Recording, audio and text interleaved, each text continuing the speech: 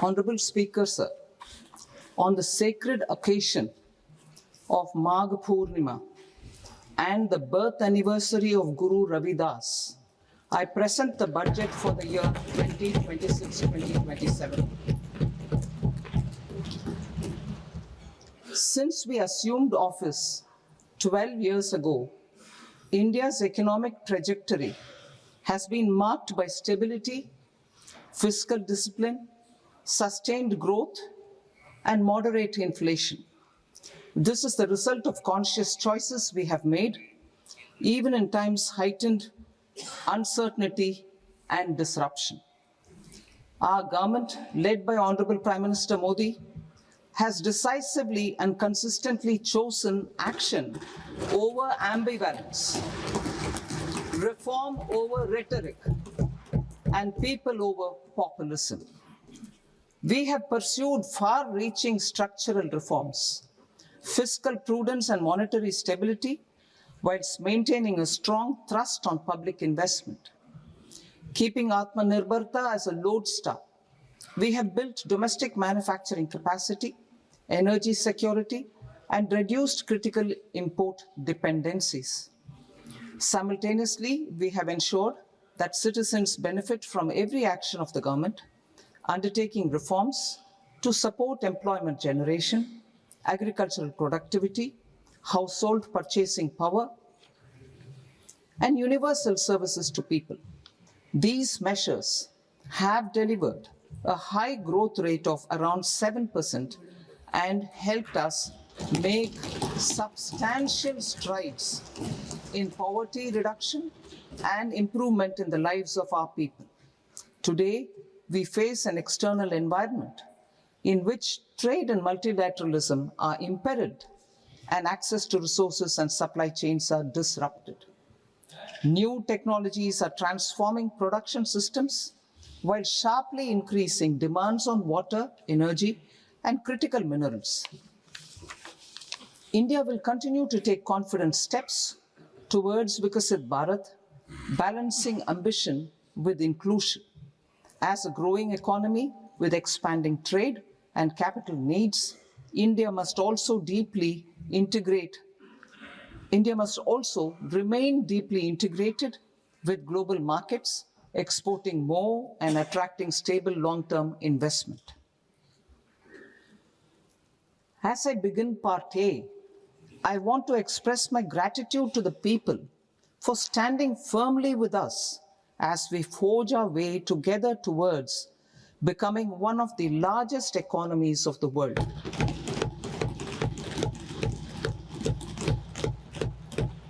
Our aim is to transform aspiration into achievement and potential into performance as we ensure that the dividends of growth reach every farmer, the scheduled caste, the scheduled tribes, the nomads, the youth, the poor, and the women. In Vikasit Bharat Young Leaders Dialogue 2026, several innovative ideas were shared with our Prime Minister, which have inspired many of the proposals, making this a unique Yuva Shakti-driven budget. Our government's sankalp is to focus on our poor, underprivileged, and the disadvantaged.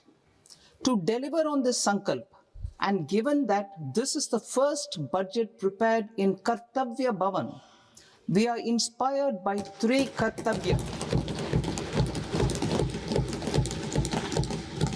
Our first Kartavya is to accelerate and sustain economic growth by enhancing productivity and competitiveness and building resilience to volatile global dynamics. Our second Kartavya is to fulfill aspirations of our people and build their capacity, making them strong partners in India's path to prosperity.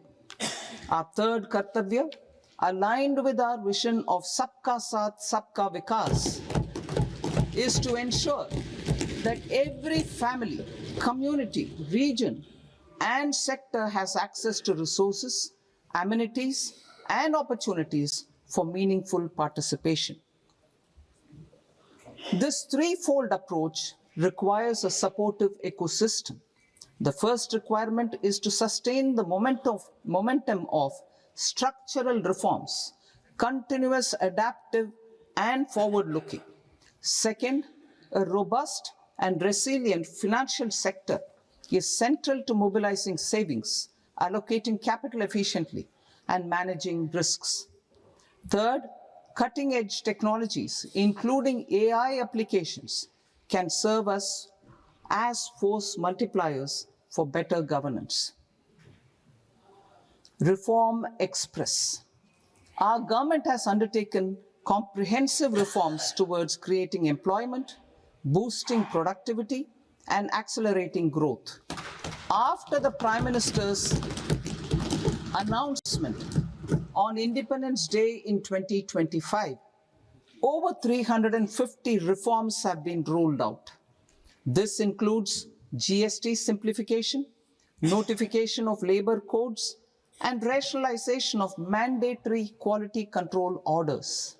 High-level committees have been formed, and in parallel, the central government is working with the state governments on deregulation and reducing compliance requirements. The Reform Express is well on its way and will maintain its momentum to help us fulfill our kartavya. I now move to specific proposals. Under our first kartavya, to accelerate and sustain economic growth, I propose interventions in 6 areas. 1. Scaling up manufacturing in 7 strategic and frontier sectors.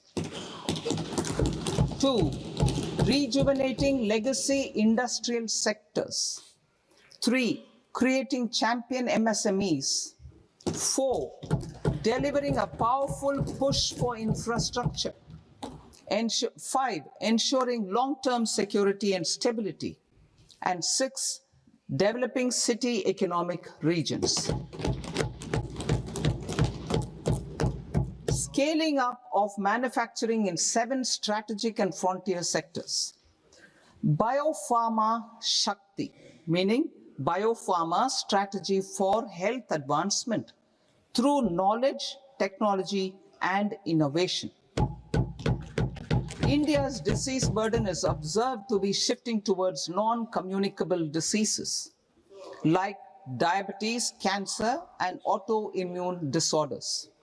Biologic medicines are key to longevity and quality of life at affordable costs. To develop India as a global biopharma manufacturing hub,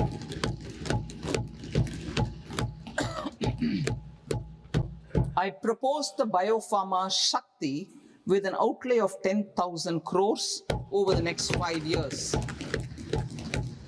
This will build the ecosystem for domestic production of biologics and biosimilars.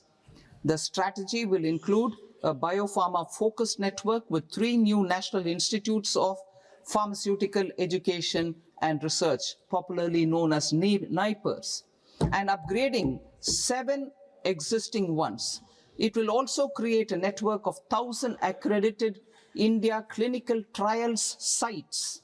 We propose to strengthen the Central Drug Standard Control Organization to meet global standards and approve timeframes through approval timeframes through a dedicated scientific review cadre and specialists. India's Semiconductor Mission 1.0 expanded India's semiconductor sector capabilities. Building on this, we will launch ISM 2.0 to produce equipment and materials, design full-stack Indian IP, and fortify supply chains. We will also focus on industry-led research and training centers to develop technology and skilled workforce. The Electronics Components Manufacturing Scheme, launched in April 2025, with an outlay of 22,919 crores, already has investment commitments at double the targets. We propose to increase the outlay to 40,000 crores to capitalize on this momentum.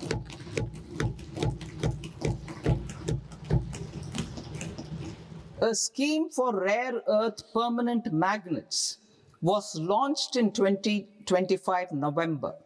We now propose to support the mineral-rich states of Odisha, Kerala, Andhra Pradesh, and Tamil Nadu to establish dedicated rare earth corridors to promote mining, processing, research, and manufacturing. To enhance domestic chemical production and reduction import dependency and reduce import dependency, we will launch a scheme to support states in establishing 3 dedicated chemical parks through challenge route on a cluster-based plug-and-play model. Strong capital goods.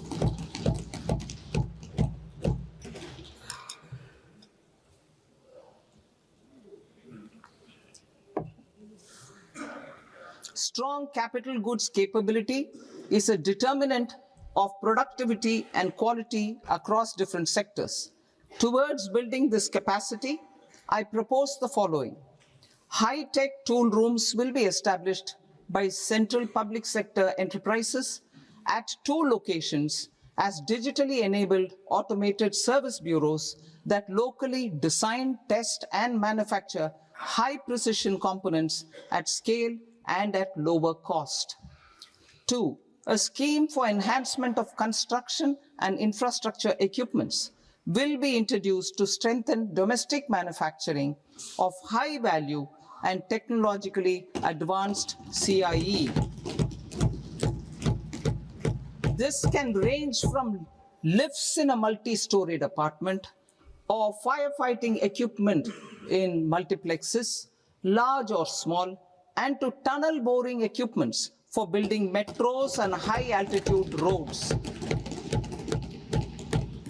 I also propose a scheme for container manufacturing to create a globally competitive container manufacturing ecosystem with a budgetary allocation of 10,000 crores over a 5-year period.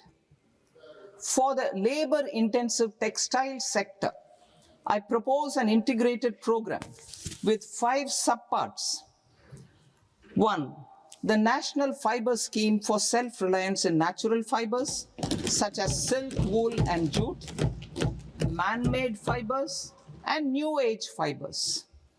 Textile expansion and employment scheme to modernize traditional clusters with capital support for machinery, technology upgradation, and common testing and certification centers. 3, the National Handloom and Handicraft Program to integrate and strengthen existing schemes and ensure targeted support for weavers and artisans. Tex Eco Initiative to promote globally competitive and sustainable textiles and apparels. Samarth 2.0 to modernize the upgrade the textile skilling ecosystem through collaboration with industry and academic institutions. Further, I propose to set up mega textile parks in challenge mode. They can also focus on bringing value addition to technical textiles. I propose to launch the Mahatma Gandhi Gram Swaraj initiative to strengthen khadi, handloom, and handicrafts. This will help in global market linkage and branding. It will streamline and support training, skilling, quality of process, and production. This will benefit our weavers, village industries, one district, one product, ODOP initiative, and also our rural youth.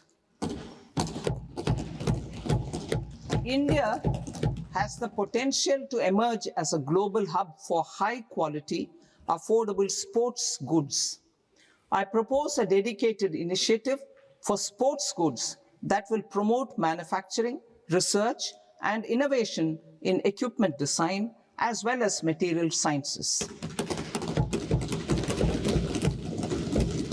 Rejuvenation of legacy industrial clusters. I propose to introduce a scheme to revive 200 legacy industrial clusters to improve their cost competitiveness and efficiency through infrastructure and technology upgradation. Creating champion SMEs and supporting micro enterprises. Recognizing MSMEs as a vital engine of growth, I propose a three-pronged approach to help them grow as champions. Equity support.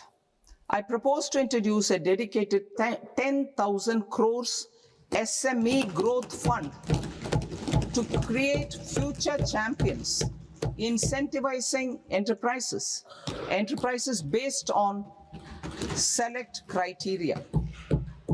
I also propose to top up the Self-Reliant India Fund set up in 2021 with 2,000 crores to continue support to micro enterprises and maintain their access to risk capital.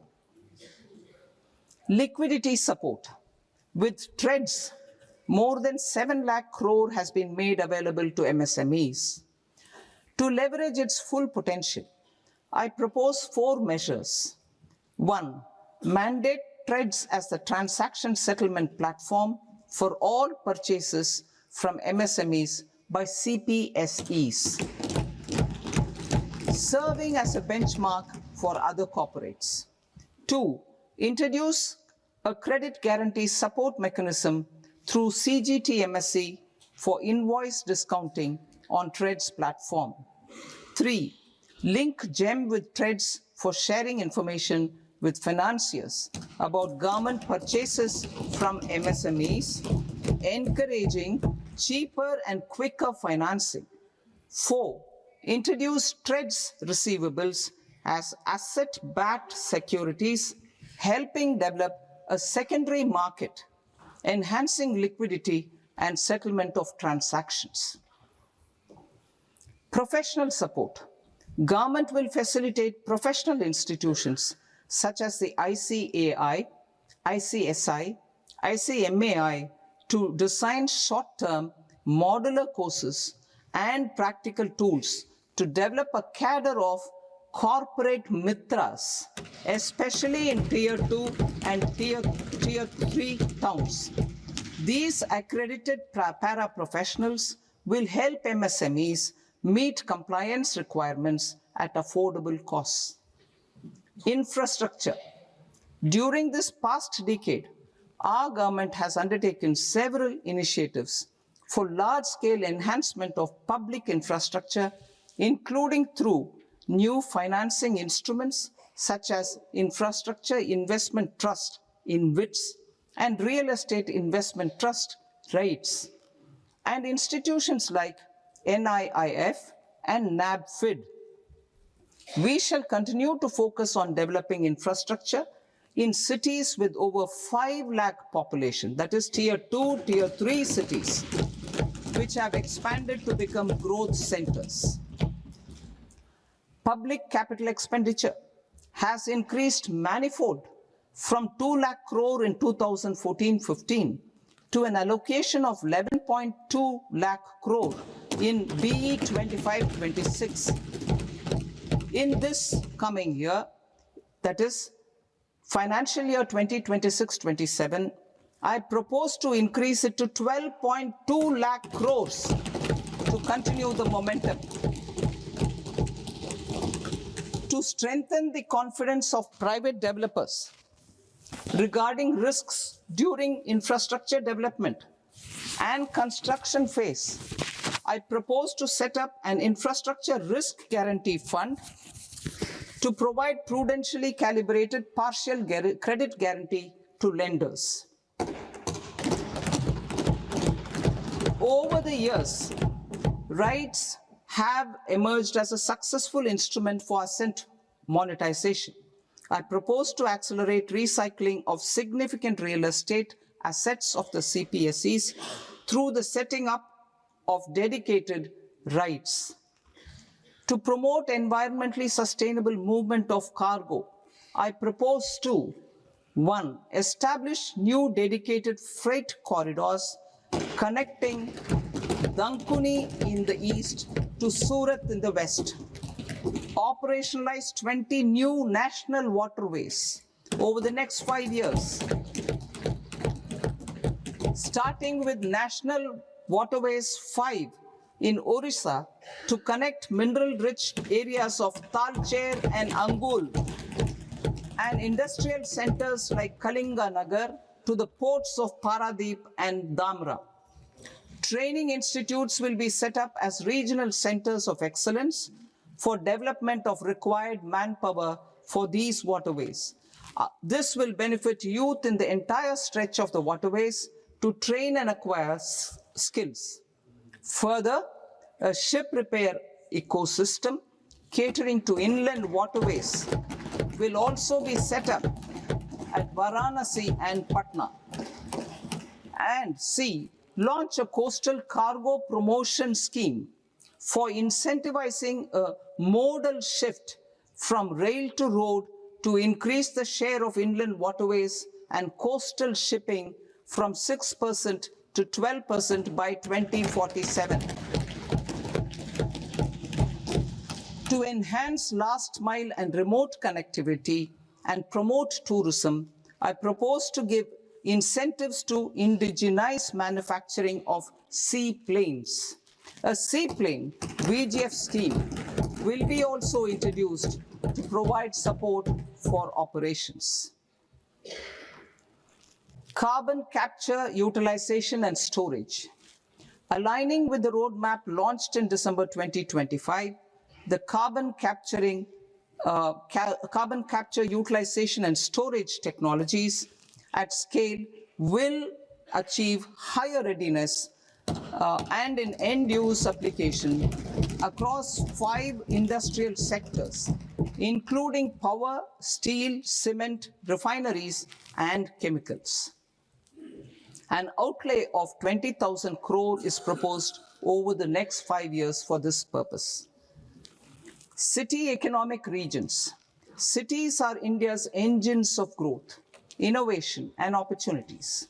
We shall now focus on Tier 2, Tier 3 cities, and even temple towns, which need modern infrastructure and basic amenities.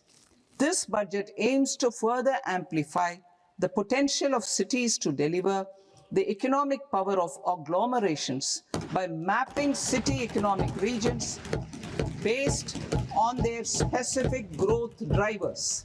An allocation of 5,000 crore per CER over 5 years is proposed for implementing their plans through a challenge mode with a reform-cum-result-based financing mechanism. In order to promote environmentally sustainable passenger systems, we will develop 7 high-speed rail corridors between cities as growth connectors, namely Mumbai to Pune, Pune to Hyderabad, Hyderabad to Bengaluru, Hyderabad to Chennai, Chennai to Bengaluru, Delhi to Varanasi, Varanasi to Siliguri.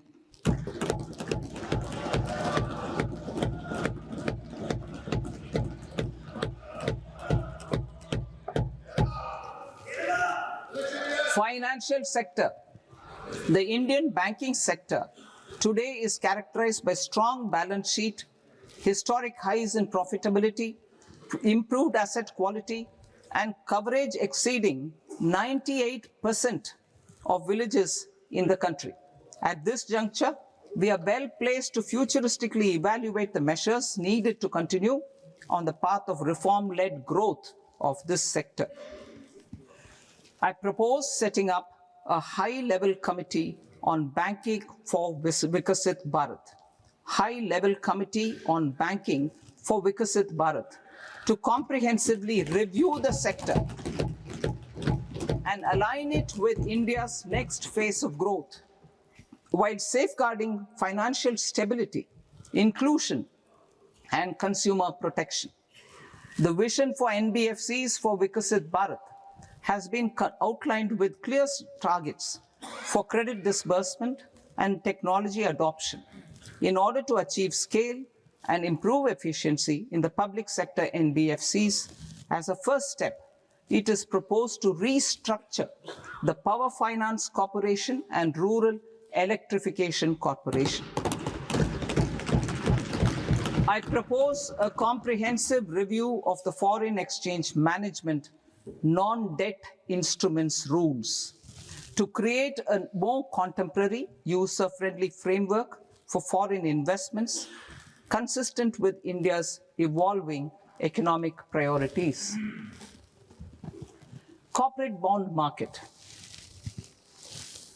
I propose to introduce a market-making framework with suitable access to funds and derivatives on corporate bond indices.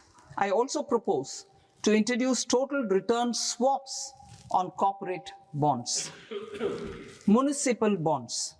To encourage the issuance of municipal bonds of higher value by larger cities, I propose an incentive of 100 crore rupees for a single bond issuance. 100 crore rupees for a single bond issuance of more than 1,000 crore. The current scheme under Amrit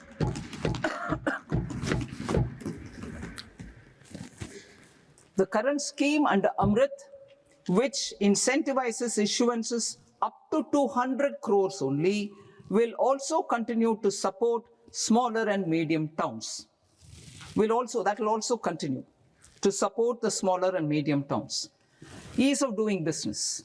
Individual persons resident outside India, PROI, will be permitted to invest in equity instruments of listed Indian companies through the Portfolio Investment Scheme. It is also proposed to increase the investment limit for an individual PROI under the scheme from 5% to 10%, with an overall investment limit for all individual PROIs to 24% from the current 10%. Emerging technologies including AI. 21st century is technology-driven. Adoption of technology is for the benefit of all people. Farmers in the field, women in STEM, youth keen to upskill, and Divyangjan to access newer opportunities. The government has taken several steps to support new technologies through AI Mission, National Quantum Mission, Anusandhan National Research Fund, and Research and Development and Innovation Fund. Our second kartavya is to fulfill aspirations and build capacities. Close to 25 crore individuals have come out of multi-dimensional poverty through a decade of our government's sustained and reform-oriented efforts.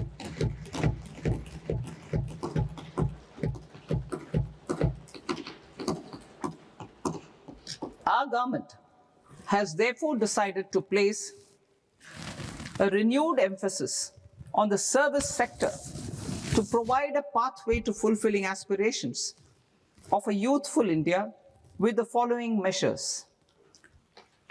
I propose to set up a high-powered Education to Employment and Enterprises Standing Committee to recommend measures that focus on services sector as a core driver of Viksit Bharat. This will make us a global leader in services with a 10% global share by 2047. The committee will prioritize areas to optimize the potential for growth, employment, and exports. They will also assess the impact of emerging technologies, including AI, on jobs and skill requirements and propose measures thereof. To create a range of skilled career pathways, a new range of skilled career pathways for our youth, I propose interventions in the following sectors. Health. Existing institutions for allied health professionals will be upgraded and new AHP institutions established in private and government sectors. This will cover 10 selected disciplines, including optometry, radiology, anesthesia, OT technology, applied psychology, and behavioral health, and add 1 lakh AHPs over the next 5 years. A strong care system covering geriatric and allied care services will be built. A variety of NSQF-aligned programs will be developed to train multi-skilled caregivers, combining core care and allied skills such as wellness, yoga, and operation of medical assistive devices. In the coming year, 1.5 lakh caregivers will be trained.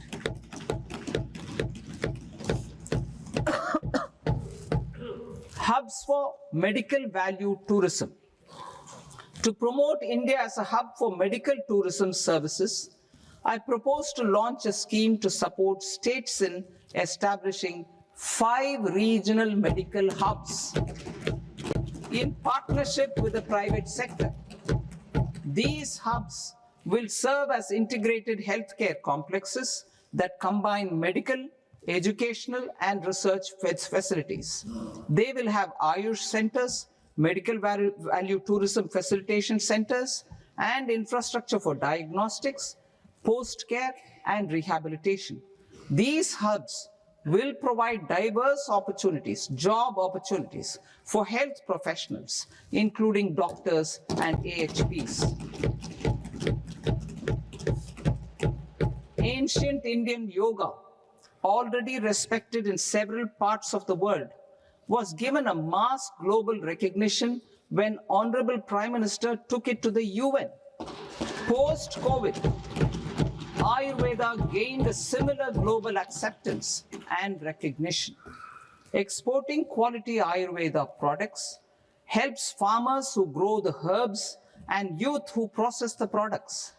To meet growing global demand, a few more steps are being taken. I propose to, 1, set up 3 new All India Institutes of Ayurveda. 2, upgrade Ayush pharmacies and drug testing labs for higher standards of certification ecosystem and make available more skilled personnel.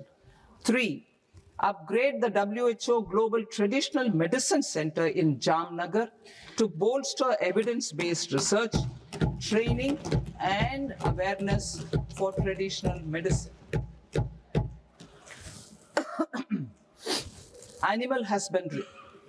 Livestock contributes to close to 16% of farm income, including of poor and marginal households.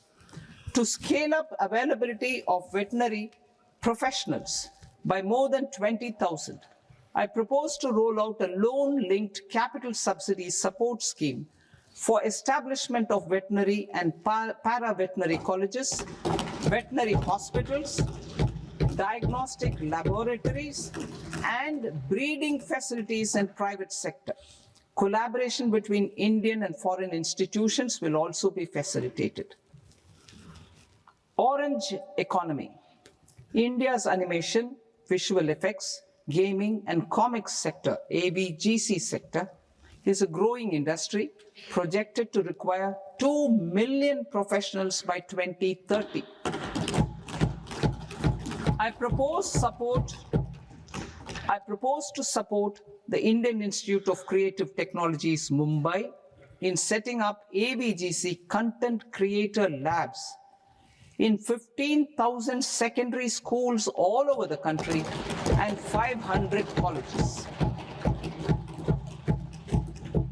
The Indian design industry is expanding rapidly, and yet there is a shortage of Indian designers. I propose to establish, through Challenge Route, a new National Institute of Design to boost design education and development in the eastern region of India. Education. Our government will support states through challenge route in creating 5 university townships in the vicinity of major industrial and logistics corridors. These planned academic zones will host multiple universities, colleges, and research institutions, skill centers, and residential complexes. In higher education, STEM institutions, prolonged hours of study and laboratory work pose some challenges for girl students. Through VGF, viability gap funding and capital support, one girls' hostel will be established in every district.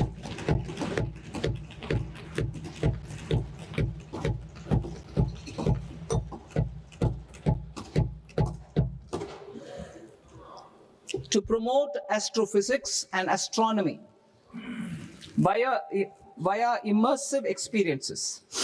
4 telescope infrastructure facilities will be set up or upgraded.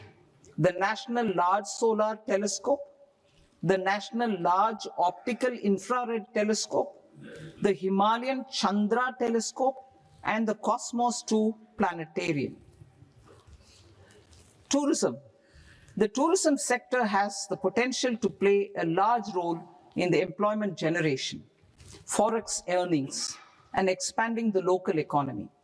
I propose to set up a National Institute of Hospitality by upgrading the existing National Council for Hotel Management and Catering Technology.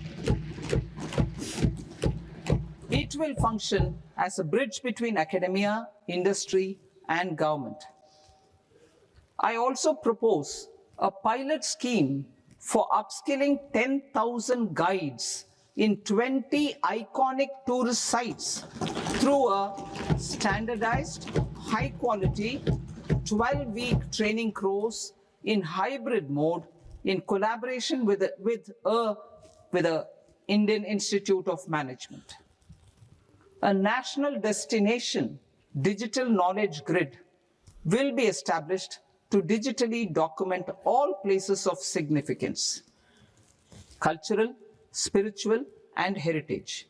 This initiative will create a new ecosystem of jobs for local researchers, historians, content creators, and technology partners. India has the potential and opportunity to offer world-class trekking and hiking experience.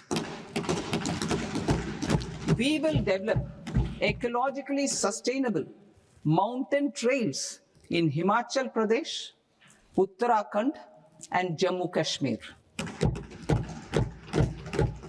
Also in Araku Valley in the Eastern Ghats and Podigai Malai in the Western Ghats. Turtle trails along key nesting sites in the coastal areas of Odisha, Karnataka, and Kerala. And 3 bird watching trails along the Pulikat Lake in Andhra Pradesh, Tamil Nadu. It's on the border. Under the visionary leadership of Honorable Prime Minister, we established the International Big Cat Alliance in 2024. This year, India is hosting the first ever Global Big Cat Summit, where heads of governments and ministers from 95 range countries will deliberate on collective strategies for conservation. Heritage and culture tourism. I propose to develop 15 archaeological sites, including Lothal, Dholavira, Rakhi Gadi, Adichanallur, Saranath, Hastinapur, and Leh Palace into vibrant experiential cultural destinations. Excavated landscapes will be open to the public through curated walkways. Immersive storytelling skills and technologies will be introduced to help conservation labs, interpretation centers, and guides. The sports sector provides multiple means of employment, skilling, and job opportunities. Taking forward the systematic nurturing of sports talent, which is set in motion through the Khelo India program earlier, I propose to launch a Khelo India mission to transform the sports sector over the next decade. The mission will facilitate an integrated talent development pathway supported by training centers, which are foundational, intermediate, and elite levels. B, systematic development of coaches and support staff. C, integration of sports science and technology. D, competitions and leagues to promote sports culture and provide platforms. And E, development of sports infrastructure for training and competition. Our third Kartavya aligns with our vision of Sabka Saath, Sabka Vikas towards Vikasit Bharat. This requires targeted efforts for 1, increasing farmer incomes through productivity enhancement and entrepreneurship, with special attention to small and marginal farmers. B, empowering Divyangjan through access to livelihood opportunities, training, and high-quality assistive devices. C, empowering the vulnerable to access mental health and trauma care. D, focus on the Purvodaya states and the Northeast region to accelerate development and employment opportunities. Fisheries. We will undertake initiatives for integrated development of 500 reservoirs and Amrit Sarovars. 2, strengthen the fisheries value chain in coastal areas and enable market linkages involving startups and women-led groups together with fish farmer producer organizations. Animal husbandry. To provide quality employment opportunities in rural and peri-urban areas, we will support the animal husbandry sector in entrepreneurship development through A, a credit-linked subsidy program, B, scaling up and modernization of livestock enterprises, C, enhanced creation of livestock, dairy, and poultry,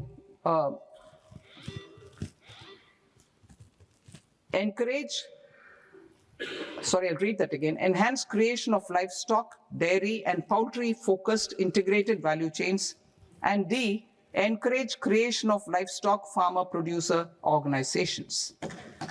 High-value agriculture. To diversify farm outputs, increase productivity, enhance farmers' incomes, and create new employment opportunities, we will support high-value crops such as coconut, sandalwood, cocoa, cashew in the coastal areas, agar trees in Northeast, and nuts such as almonds, walnuts, and pine nuts in our hilly regions. These, all of them, will be supported. India is the world's largest producer of coconuts. About 30 million people, including nearly 10 million farmers, depend on coconuts for their livelihood. To further enhance competitiveness in coconut production, I propose a coconut promotion scheme to increase production and enhance productivity through various interventions, including replacing and non-productive trees with new saplings or plants or varieties in major coconut growing states. A dedicated program is proposed for Indian cashew and cocoa to make India self-reliant in raw cashew and coconut production and processing, enhance export competitiveness, and transform Indian cashew and Indian cocoa into premium global brands by 2030. Sandalwood. Sandalwood is closely linked to India's social and cultural heritage.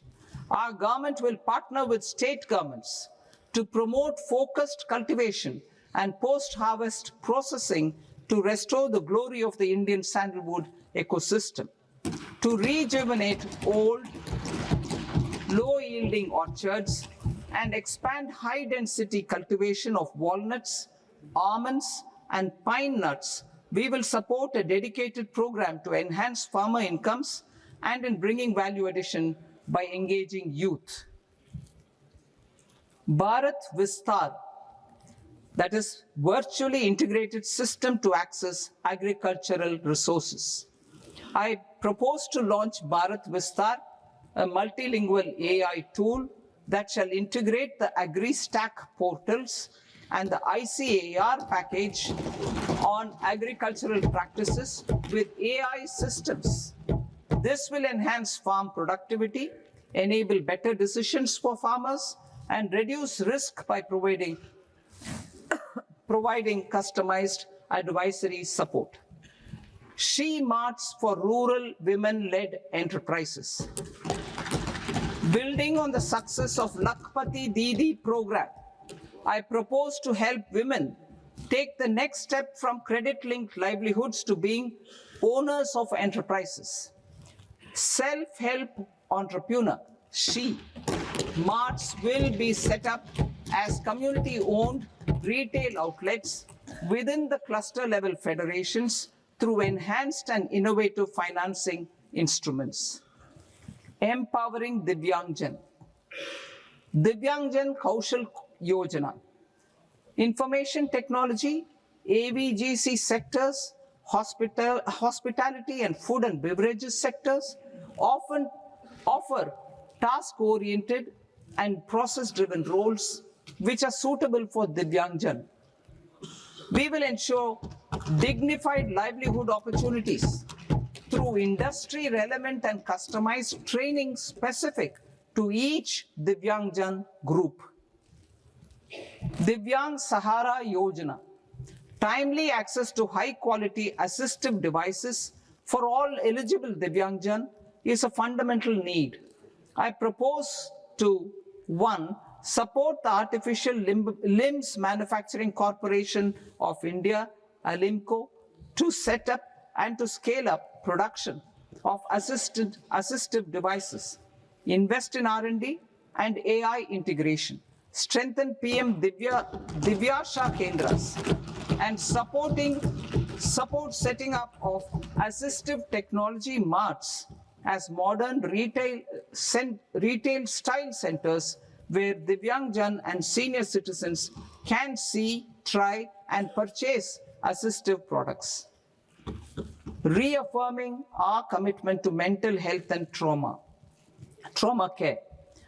There are no national institutes for mental health care in North India.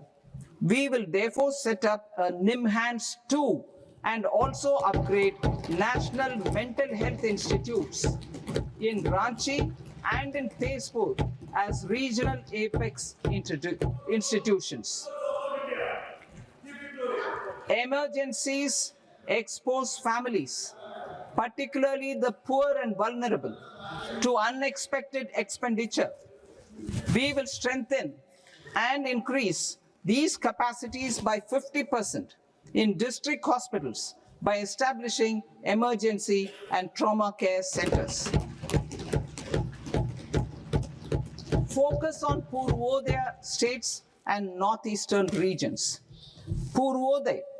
I propose the development of an integrated East Coast industrial corridor with a well-connected node at Durgapur, creation of 5 tourism destinations in 5 Purvodaya states, and the provision of 4,000 e-buses. Buddhist sites in northeastern region. The northeastern region is a civilizational confluence of Theravada and Mahayana or Vajrayana traditions. I propose to launch a scheme for development of Buddhist circuits in Arunachal Pradesh, Sikkim, Assam, Manipur, Mizoram, and Tripura. The scheme will cover preservation of temples and monasteries, pilgrimage interpretation centers, connectivity, and pilgrim amenities. 16th Finance Commission. On 17th November 2025, the 16th Finance Commission submitted its report to the President. As mandated under Article 281 of the Constitution, The government is to lay the report along with the explanatory memorandum on the action taken report on the recommendations of the Commission in Parliament, which, Sir, Honourable Speaker, you've allowed me to do at the commencement of this session. The government has accepted the recommendation of the Commission to retain the vertical share of devolution at 41%, as recommended by the Commission. I have provided 1.4 lakh crores of rupees to the states for the year 2026-2027 as Finance Commission grants. These include rural and urban local body and disaster management grants. Fiscal consolidation. Government has been delivering on our fiscal commitments consistently without compromising on social needs. To strive towards accepted standards of fiscal management in Budget 25-26, I had indicated that the central government would target reaching a debt to GDP ratio of 50 plus or minus 1% by 2030-31. In line with this, the debt to GDP ratio is estimated to be 55.6% of GDP in BE 26-27, compared to 56.1% of GDP in RE 25-26. A declining debt to GDP ratio will gradually free up resources for priority sector lending and expenditure by reducing the outgo on interest payments. One of the main operational instruments for debt targeting is the fiscal deficit. I am happy to inform this august House that I fulfilled my commitment made in 2021-2022 to reduce fiscal deficit below 4.5% of GDP by 25-26. In RE 25-26, the fiscal deficit has been estimated at par with BE of 2025-26 at 4.4% of GDP. In line with the new fiscal prudence path of debt consolidation, the fiscal deficit in BE 26-27 is estimated to be 4.3% of the GDP.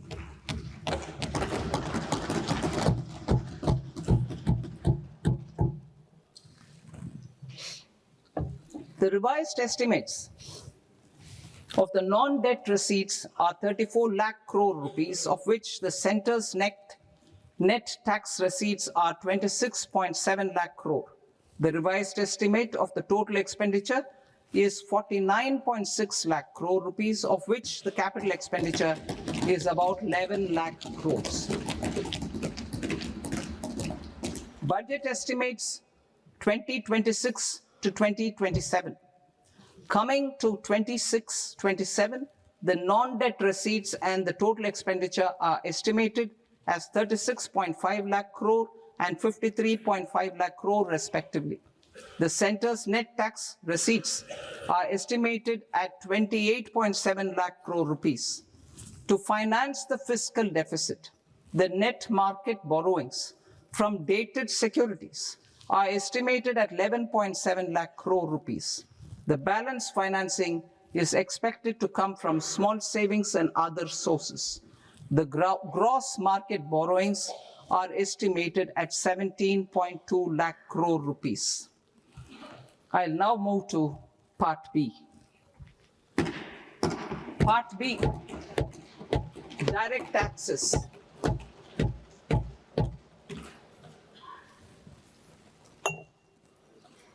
Honorable Speaker, sir, I now present my proposals on direct taxes. New Income Tax Act. In July 2024, I announced a comprehensive review of the Income Tax Act 1961. This was completed in a record time, and the Income Tax Act 2025 will come into effect from 1st April 2026. The simplified income tax rules and forms will be notified shortly, giving adequate time to taxpayers to acquaint themselves with its requirements. The forms have been redesigned such that ordinary citizens can comply without difficulty. Ease of living. I propose that any interest awarded by the Motor Accident Claims Tribunal to a natural person will be exempt from income tax, and any TDS on this account will be done away with. I propose to reduce TCS rate on the sale of overseas tour program package from the current 5% and 20% to 2% without any stipulation of amount. I propose to reduce TCS rate for pursuing education and for medical purposes under the Liberalized Remittance Scheme, popularly known as LRS, from 5% to 2%. Supply of manpower services is proposed to be specifically brought within the ambit of payment to contractors for the purpose of TDS to avoid ambiguity. Thus, TDS on these services will be at the rate of either 1% or 2% only. I propose a scheme for small taxpayers, wherein a rule-based automated process will enable obtaining a lower or nil deduction certificate instead of filing an application with the assessing officer. For the ease of taxpayer holding securities in multiple companies, I propose to enable depositories to accept Form 15G or Form 15H from the investor and provide it directly to various relevant companies. I propose to extend time available for revising returns from 31st December to up to 31st March with the payment of a nominal fee. I also propose to stagger the timeline for filing of tax returns. Individuals with ITR 1 and ITR 2 returns will continue to file till 31st July, and non-audit business cases or trusts are proposed to be allowed time till 31st August.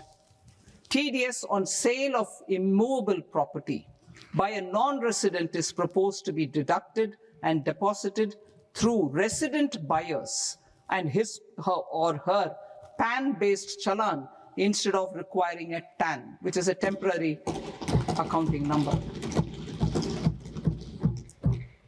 To address practical issues of small taxpayers like students, young professionals, tech employees, relocated NRIs, and such others, I propose to introduce a one-time 6-month foreign asset disclosure scheme for these taxpayers to disclose income or assets below a certain size. This scheme would be applicable for two categories of taxpayers, namely A, who did not disclose their overseas income or assets, and B, who disclosed their overseas income and or paid due tax but could not declare the asset acquired. For category A, the limit of undisclosed income or asset is proposed to be up to 1 crore rupees. They need to pay 30% of fair market value of asset or 30% of undisclosed income as tax and 30% as additional income tax in lieu of penalty, and would thereby get immunity from prosecution. For category B, asset value is proposed to be up to 5 crore rupees. Here, immunity from both penalty and prosecution will be available with a payment of fee of 1 lakh rupees. Rationalizing penalty and prosecution. Multiplicity of proceedings are hindrance to the ease of doing business. I propose to integrate assessment and penalty proceedings by way of a common order for both. There will be no interest liability on the taxpayer on the penalty amount for the period of appeal before the first appellate authority, irrespective of the outcome of appeal process. Further, quantum of prepayment is being reduced from 20% to 10% and will continue to be calculated only on core tax demand. As an additional measure for reducing litigation, I propose to allow taxpayers to update their returns even after reassessment proceedings have been initiated, and an additional 10% tax rate over and above the rate applicable for the relevant year. The assessing officer will then use only this updated return in his proceedings. There is already a framework for immunity from penalty and prosecution in the cases of underreporting. I propose to apply this framework for immunity to misreporting too. However, in such a case, the taxpayer will need to pay 100% of the tax amount as an additional income tax over and above the tax and interest due. Penalties for certain technical defaults, such as failure to get accounts audited, non-furnishing of transfer pricing audit report, and default in furnishing statement for financial transactions are proposed to be converted into fee.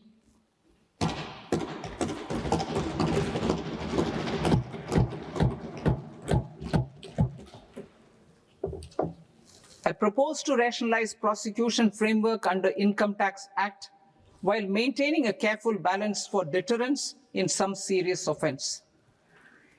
Non-production of books of account and documents and requirement of TDS payment where payment is made in kind are being decriminalized. Further, minor offenses will attract fine only. The remaining prosecutions will be graded commensurate with the quantum of offense. They will entail only simple imprisonment with maximum imprisonment reduced to 2 years and power to courts to convert even those into fines. There is no penalty.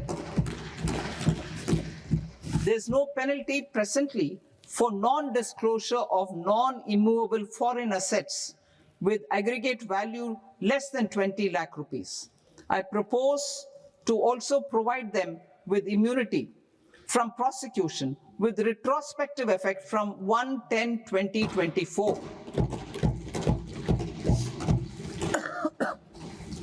Cooperatives. Deduction is already allowed to a primary cooperative society engaged in supplying milk, oilseeds, fruits or vegetables raised or grown by its members. I propose to extend this deduction to also include supply of cattle feed and cotton seed produced by its members. I propose to allow inter-cooperative society dividend income as deduction under the new tax regime to the extent it is further distributed to its members. I further propose to allow exemption for a period of 3 years to dividend income received by a notified national cooperative federation on their investments made in companies up to 31/1/2026. This exemption would be allowed only for dividends further distributed to its member cooperatives. Supporting IT sector as India's growth engine. India is a global leader in software development services, IT-enabled services, knowledge process outsourcing services, and contract R&D services relating to software development. These businesses and their segments are quite interconnected with each other. All these services are proposed to be clubbed under a single category of information technology services with a common safe harbor margin of 15.5% applicable to all. The threshold for availing safe harbor for IT services is being enhanced substantially from 300 crore rupees to 2,000 crore rupees. Safe harbor for IT services shall be approved by an automated rule-driven process without any need for tax officer to examine and accept the application. Once applied by an IT services company, the same safe harbor can be continued for a period of 5 years at a stretch at its choice. For IT services companies who want to conclude advanced pricing agreement, APA, I propose to fast-track unilateral APA process for IT services and endeavor to conclude it within a period of 2 years. The period of 2 years can be extended by a further period of 6 months on taxpayers' request. I propose to extend the facility of modified returns available to the entity entering APA to its associated entities also. Attracting global business and investment. Recognizing the need to enable critical infrastructure and boost investment in data centers, I propose to provide tax holiday till 2047 to any foreign company that provides cloud services to customers globally by using data center services from India. It will, however, need to provide services to Indian customers through an Indian reseller entity. I also propose to provide a safe harbor of 15% on cost in case the company providing data center services from India is a related entity. To harness the efficiency of just-in-time logistics for electronic manufacturing, I propose to provide safe harbor to non-residents for component warehousing in a bonded warehouse at a profit margin of 2% of the invoice value. The resultant tax of about 0.7% will be much lower than in competing jurisdictions. To provide fillip to toll manufacturing in India, I propose to provide exemption from income tax for 5 years to any non-resident who provides capital goods, equipment, or tooling to any toll manufacturer in a bonded zone. To encourage vast pool of global talent to work in India for a longer period of time, I propose to provide exemption to global, non-India sourced income of a non-resident expert for a stay period of 5 years under notified schemes. I propose to provide exemption from minimum alternate tax, the MAT, to all non-residents who pay tax on presumptive basis. Tax administration.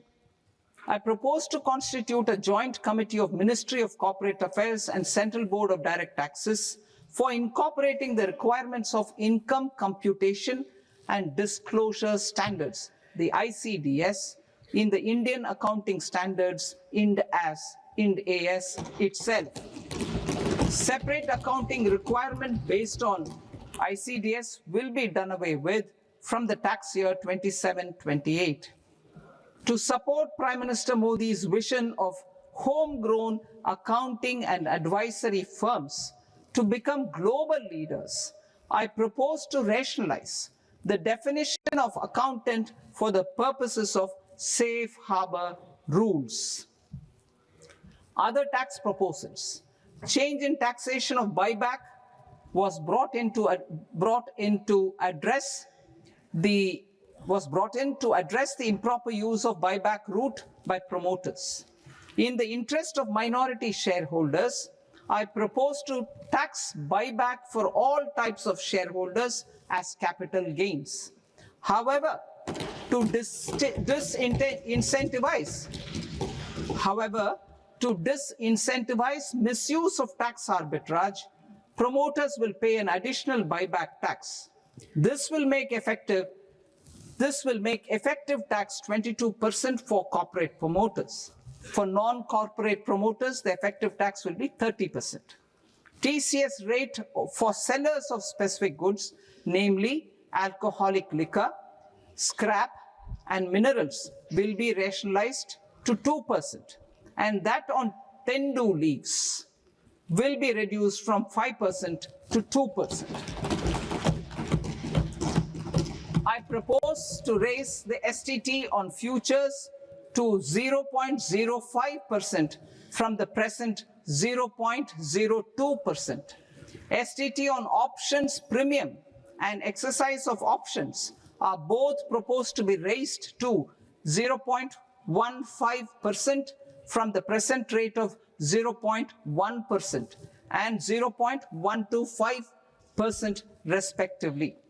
We reformed the taxation landscape for corporates in 2019 by providing them a simplified regime with lower tax rate so that they could productively focus on business rather than on claim of deductions and exemptions. To encourage companies to shift to the new regime, set off of brought forward MAT credit, minimum alternate tax credit, is proposed to be allowed to companies only in the new regime. Set off using available MAT credit is proposed to be allowed to an extent of 1/4 of the tax liability in the new regime. MAT is proposed to be made final tax, so there will be no further credit accumulation from 1st April 2026. In line with this change, the rate of final tax is being reduced to 14% from the current MAT rate of 15%. The brought forward MAT credit of taxpayers accumulated till 30th March 2026 will continue to be available to them for set off as above. Indirect taxes. I shall now take up proposals related to indirect taxes. My proposals for customs and central excise aim to further simplify the tariff structure, support domestic manufacturing, promote export competitiveness, and correct inversion in duty. To continue weeding out long continuing customs duty exemptions, I propose to remove certain exemptions on items which are being manufactured in India or where the imports are negligible. Similarly, to further simplify the process of ascertaining the rate of duty applicable on a particular item, I propose to incorporate certain effective rates in various customs notifications to the tariff schedule itself. I shall now take up sector-specific proposals. Promotion of exports of marine, leather, and textile products. I propose to increase the limit for duty-free imports of specified inputs used for processing seafoods for export from the current 1% to 3% of FOB value of the previous year's export turnover. I also propose to allow duty-free imports of specified inputs, which is currently available for exports of leather or synthetic footwear, to exports of shoe uppers as well. I propose to extend the time period for export of final product from the existing 6 months to 1 year for exporters of leather or textile garments, leather or synthetic footwear, and other leather products. Energy transition and security. I propose to extend the basic customs duty exemption given to capital goods used for manufacturing lithium-ion cells for batteries to those used for manufacturing lithium-ion cells for battery energy storage systems also.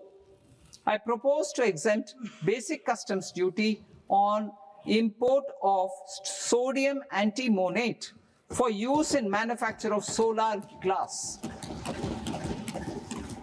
Nuclear power. I propose to extend the existing basic customs duty exemption on imports of goods required for nuclear power projects till the year 2035 and expand it for all nuclear plants irrespective of their capacity.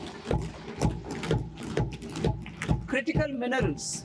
It is proposed to provide basic customs duty exemption to the import of capital goods required for the processing of critical minerals in India. Biogas blended CNG. I propose to exclude the entire value of biogas while calculating the central excise duty payable on biogas blended CNG. Civil and defense aviation. I propose to exempt basic customs duty on components and parts required for the manufacture of civilian training and other aircrafts. It is proposed to exempt basic customs duty on raw materials imported for the manufacture of parts of aircraft to be used in maintenance, repair, or overall requirements by units in the defense sector. Electronics. To deepen value addition in the consumer electronics sector, I propose to exempt basic customs duty on specified parts used in the manufacture of microwave ovens. Special economic zone. To address the concerns arising about utilization of capacity by manufacturing units in the special economic zones due to global trade disruptions, I propose as a special one-time measure to facilitate sales by eligible manufacturing units in SEZs to the domestic tariff area at concessional rates of duty. The quantity of such sales will be limited to a prescribed proportion of their exports. Necessary regulatory changes will be undertaken to operationalize the measures while ensuring level playing field for the units working in the DTA. Ease of living. To rationalize the customs duty structure for goods imported for personal use, I propose to reduce the tariff rate on all dutiable goods imported for personal use from 20% to 10%. To provide relief to patients, particularly those suffering from cancer, I propose to exempt basic customs duty on 17 drugs or medicines. I propose also to add 7 more rare diseases for the purposes of exempting import duties on personal imports of drugs, medicines, and food for special medical purposes used in their treatment. Customs process. India's role and share in the global trade is poised for a major leap in line with our ambition and journey towards Vikasit Bharat. In this regard, I propose many measures for custom processes to have minimal intervention for smoother and faster movement of goods and greater certainty to the trade. Trust-based systems. I propose to enhance duty deferral period for Tier 2 and Tier 3 authorized economic operators, known as AEOs, from 15 days to 30 days. I propose to provide eligible manufacturer importers the same duty deferral facility. This should encourage them to get themselves accredited as a full-fledged Tier 3 AEO in due course. To provide greater certainty and for better business planning, I propose to extend validity period of advance ruling binding on customs from the present 3 years to 5 years. In the spirit of the whole of government approach,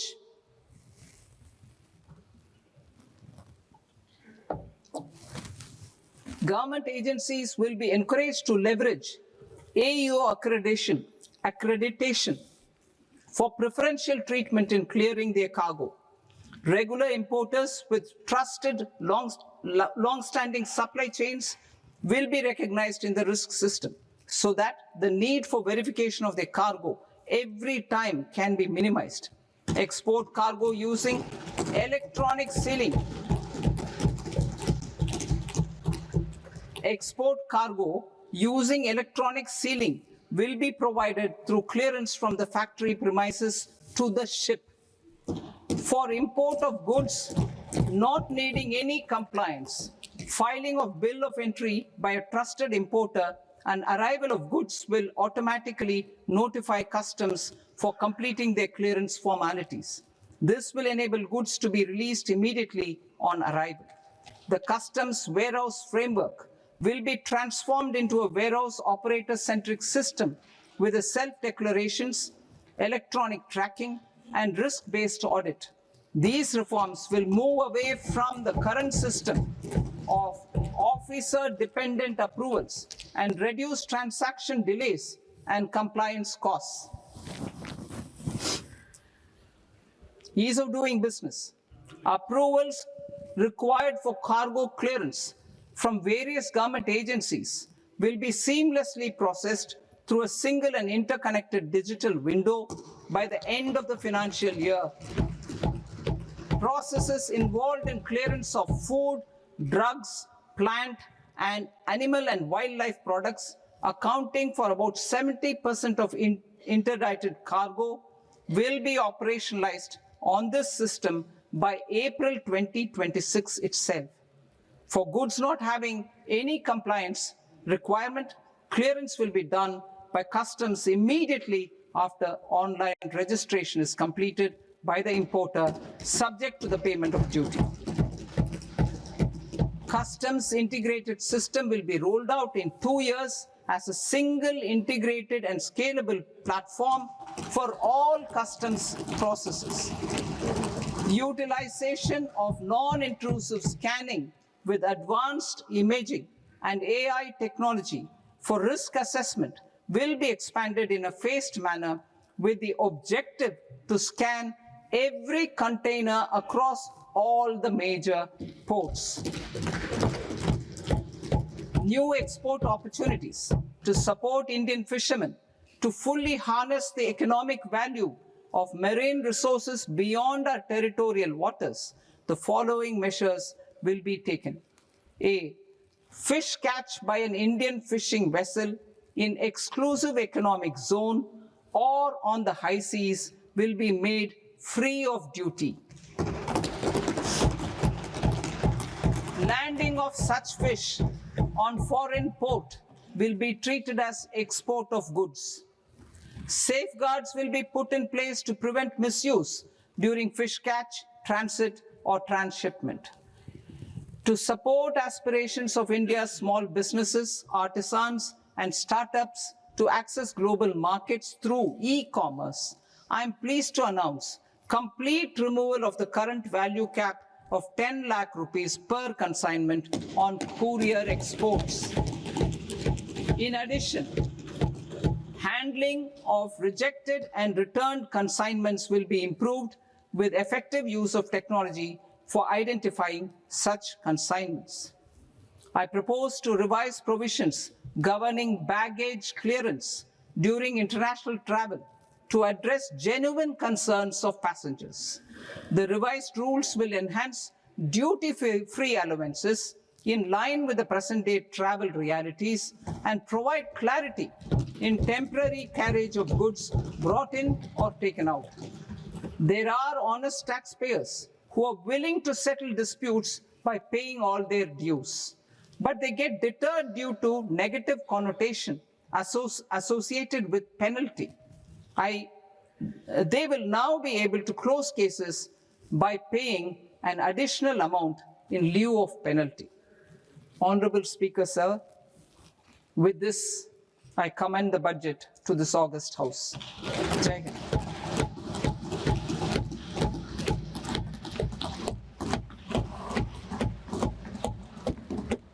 One and a half hours.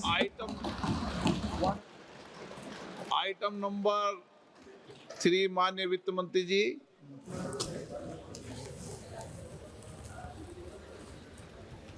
Item number 2, sir. 3. 3. Sir, with your permission, I rise to lay on the table of the following statements under Section 3, 1 of the Fiscal Responsibility and Budget Management Act of 2003. Medium-term fiscal policy cum fiscal policy strategy statement and macroeconomic framework statement.